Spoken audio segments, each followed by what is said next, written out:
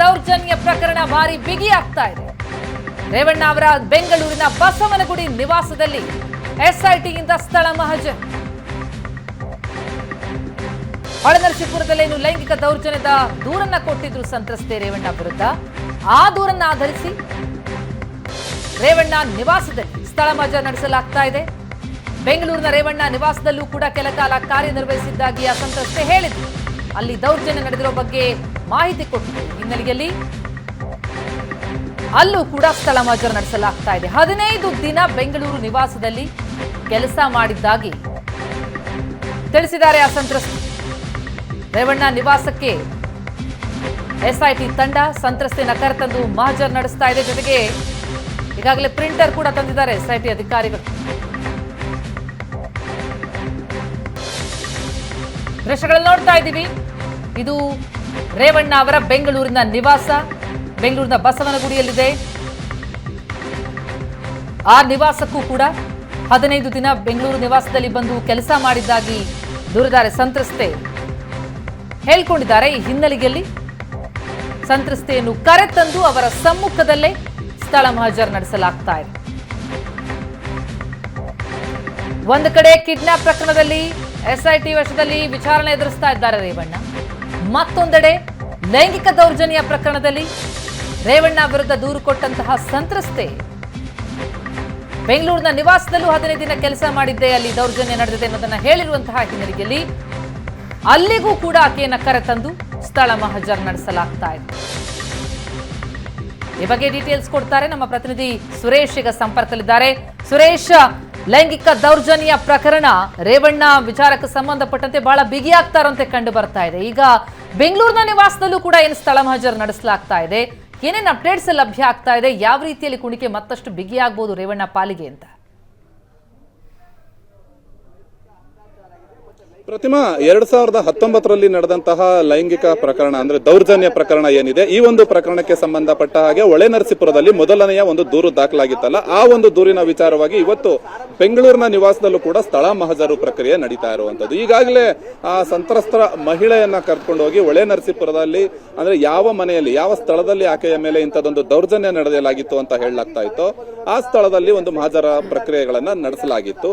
ಆಕೆ ಬೆಂಗಳೂರಿನ ಮನೆಯಲ್ಲೂ ಕೂಡ ನನ್ನ ಮೇಲೆ ಈ ರೀತಿಯ ದೌರ್ಜನ್ಯಗಳು ನಡೆದಿತ್ತು ಅನ್ನುವಂತಹ ದೂರನ್ನ ನೀಡಿರುವಂತಹ ಹಿನ್ನೆಲೆಯಲ್ಲಿ ಬೆಂಗಳೂರಿನಲ್ಲಿರುವಂತಹ ಬಸವನಗುಡಿ ಮನೆಯಲ್ಲಿ ಈಗಾಗಲೇ ಎಸ್ಐಟಿ ಅಧಿಕಾರಿಗಳು ಆ ಸಂತ್ರಸ್ತ ಮಹಿಳೆಯನ್ನ ಕರೆದುಕೊಂಡು ಬಂದು ಇಲ್ಲಿ ಸ್ಥಳ ಮಹಜರನ್ನ ನಡೆಸ್ತಾ ಇರುವಂತದ್ದು.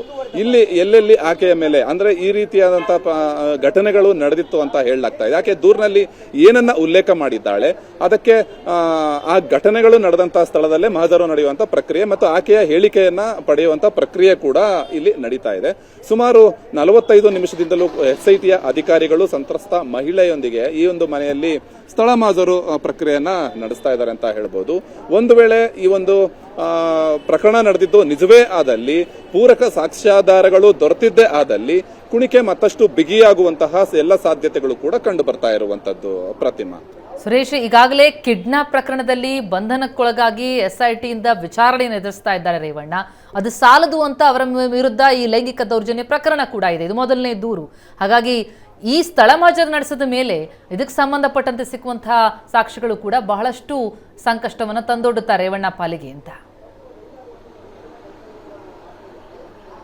ನಿಜ ಪ್ರತಿಮಾ, ಈಗಾಗಲೇ ಈ ಮಹಿಳೆ ಅಂದ್ರೆ ಇದು ಈ ಒಂದು ಪ್ರಕರಣ ಬೆಳಕಿಗೆ ಬಂದ ನಂತರ ದಾಖಲಾಗಿರುವಂತಹ ಮೊದಲ ದೂರು ಇದು. ಹೊಳೆನರಸೀಪುರದಲ್ಲಿ ದಾಖಲಾಗಿರುವಂತಹ ಮೊದಲನೆಯ ದೂರಿದು.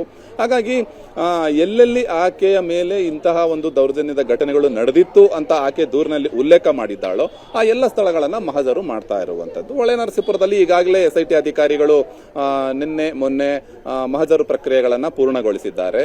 ಬೆಂಗಳೂರಿನ ಮನೆಯಲ್ಲಿ ಕೂಡ ಈ ರೀತಿಯಾದಂತಹ ಘಟನೆಗಳು ನನ್ನ ಮೇಲೆ ದೌರ್ಜನ್ಯ ನಡೆದಿತ್ತು ಅಂತ ಆ ಮಹಿಳೆ ಉಲ್ಲೇಖವನ್ನ ಮಾಡಿದ್ದಾಳೆ ದೂರಿನಲ್ಲಿ. ಹಾಗಾಗಿ ಬೆಂಗಳೂರಿನಲ್ಲಿರುವಂತಹ ಬಸವನಗುಡಿಯ ರೇವಣ್ಣ ಅವರ ನಿವಾಸಕ್ಕೆ ಎಸ್ಐಟಿ ಅಧಿಕಾರಿಗಳು ಆಕೆಯನ್ನ ಕರೆದುಕೊಂಡು ಬಂದಿದ್ದಾರೆ. ಆಕೆಯಿಂದ ಹೇಳಿಕೆಗಳನ್ನು ಕೂಡ ಪಡಿತಾರೆ. ಮತ್ತೆ ಸ್ಥಳಗಳಲ್ಲಿ ಆಕೆ ಯಾವ ಯಾವ ಸ್ಥಳಗಳಲ್ಲಿ ಯಾವ ರೀತಿ ದೌರ್ಜನ್ಯಗಳು ನಡೆದಿತ್ತು ಅನ್ನುವಂಥದ್ದು, ಅಂದ್ರೆ ಲೈಂಗಿಕವಾಗಿ ಒಂದಷ್ಟು ದೌರ್ಜನ್ಯಗಳು ನಡೆದಿತ್ತು ಅಂತ ಏನು ಆಕೆ ದೂರಿನಲ್ಲಿ ಉಲ್ಲೇಖ ಮಾಡಿದ್ದಾಳೆ, ಅದಕ್ಕೆ ಪೂರಕವಾದ ಸಾಕ್ಷ್ಯಾಧಾರಗಳು ಮತ್ತು ಆಕೆಯಿಂದ ಸೂಕ್ತ ಹೇಳಿಕೆಗಳನ್ನು ಕೂಡ ಎಸ್ಐಟಿ ಅಧಿಕಾರಿಗಳು ಪಡೆದುಕೊಳ್ತಾರೆ. ಆ ಹೇಳಿಕೆಗಳನ್ನ ದಾಖಲು ಮಾಡ್ಕೊಳ್ತಾರೆ. ಎಲ್ಲವೂ ಕೂಡ ಎಲ್ಲ ಘಟನೆಗಳಿಗೂ ಕೂಡ ಪೂರಕವಾದಂತಹ ಸಾಕ್ಷ್ಯಾಧಾರಗಳು ಸಿಕ್ಕಿದ್ದೇ ಆದಲ್ಲಿ, ಈಗಾಗಲೇ ಒಂದು ಕಿಡ್ನಾಪ್ ಕೇಸ್ನಲ್ಲಿ ರೇವಣ್ಣ ಅವರ ಬಂಧನ ಆಗಿದೆ, ಅದರ ಜೊತೆಯಲ್ಲಿ ಈ ಒಂದು ಲೈಂಗಿಕ ದೌರ್ಜನ್ಯದ ಕೇಸ್ ಕೂಡ ಮತ್ತಷ್ಟು ಬಿಗಿಯಾಗ್ತಾ ಹೋಗುತ್ತೆ. ಹಾಗಾಗಿ ಏನೆಲ್ಲ ಕಾನೂನು ಪ್ರಕ್ರಿಯೆಗಳು ನಡೀಬೇಕೋ ಆ ಎಲ್ಲ ಕಾನೂನು ಪ್ರಕ್ರಿಯೆಗಳನ್ನ SIT ಅಧಿಕಾರಿಗಳು ಇದೀಗ ಪೂರ್ಣಗೊಳಿಸುತ್ತಾ ಮುಂದಾಗಿರುವಂತದ್ದು. ಸಂತ್ರಸ್ತ ಮಹಿಳೆಯೊಂದಿಗೆ ಸ್ಥಳ ಮಹಜರು ಪ್ರಕ್ರಿಯೆಗಳನ್ನ ಅಧಿಕಾರಿಗಳು ಇದೀಗ ನಡೆಸ್ತಾ ಇರುವಂತದ್ದು. ಆಲ್ಮೋಸ್ಟ್ 3/4 ಗಂಟೆಯಿಂದ ಬೆಂಗಳೂರಿನ ಬಸವನಗುಡಿಯಲ್ಲಿರುವಂತಹ ರೇವಣ್ಣ ಅವರ ಈ ನಿವಾಸದಲ್ಲಿ ಸ್ಥಳ ಮಹಜರು ಪ್ರಕ್ರಿಯೆ ನಡೀತಾ ಇದೆ. ಪ್ರತಿಮಾ, ಥ್ಯಾಂಕ್ ಯು ಸುರೇಶ್ ತಮ್ಮೆಲ್ಲ ಮಾಹಿತಿಗೆ.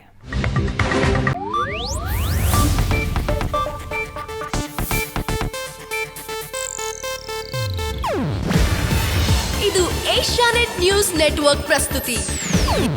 ನೀವು ನೋಡ್ತಿದ್ದೀರಾ ಏಷ್ಯಾನೆಟ್ ಸುವರ್ಣ ನ್ಯೂಸ್.